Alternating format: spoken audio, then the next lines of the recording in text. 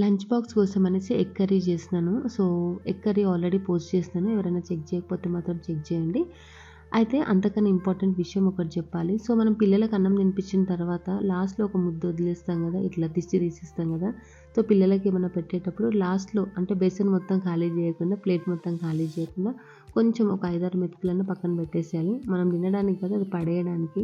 పర్టిక్యులర్‌గా రీజన్ నాకు తెలీదు గానీ దిష్టిలాగా అనేసి ఏమన్నా ఉన్నా కూడా దాంతోని వెళ్ళిపోతదనేసి విన్నాను.